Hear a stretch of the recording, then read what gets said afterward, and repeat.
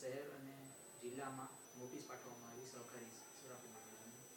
કઈ પ્રકારની નોટિસ અને કયા હેતુથી આ નોટિસ આપવામાં શું કોઈ ગેરરીતિ થતી હતી કે કેમ? આજરોજ આપ તમામ મીડિયાના મિત્રો અત્રે જે ફડચાની મંડળીની છાપામાં આપેલ જાહેરાત જે 2-3 દિવસ પહેલાં અલગ અલગ વર્તમાનમાં છાપવામાં આવેલી છે એ બાબતે જે પૂછા કરો એ જનરલી અમારી મંડળીઓને ફડચા સંબંધિત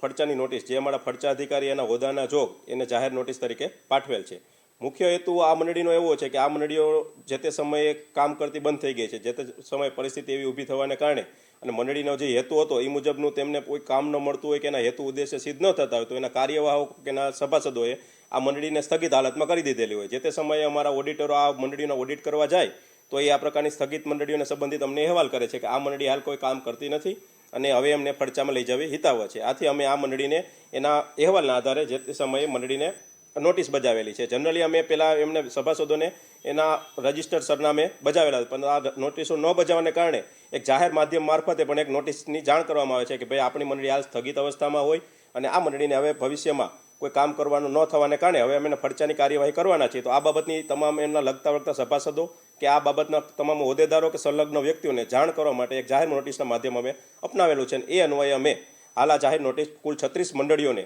અમે રાજકોટ જિલ્લાની કુલ 36 મંડળી જે પૈકીની કુલ 25 રાજકોટ શહેરી વિસ્તારની છે અને 11 એ રાજકોટના અલગ અલગ તાલુકાના ગ્રામ્ય વિસ્તારની છે આ મંડળીઓને નોટિસ પાઠવેલ હતી.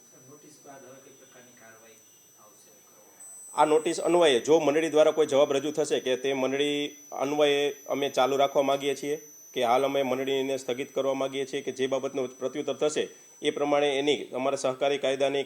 કલમની જોગવાઈ મુજબ આગળની અમે ઘટતી કાર્યવાહી કરશું. જો કોઈ મંડળી અમને રજૂ કરશે કે અમે મંડળીને ચાલુ રાખવા ઈચ્છુક છીએ અને અમે અમારા નિયમ અનુસારના દફતરો અને રેકર્ડ અમે રજૂ કરશું તો અમે મંડળીને ફડચામાંથી બહાર કાઢશું અને એમને મંડળીને પુનઃ કાર્યરત કરીશું. અથવા જો કોઈ મંડળી દ્વારા જવાબ રજૂ થતો નથી અથવા તો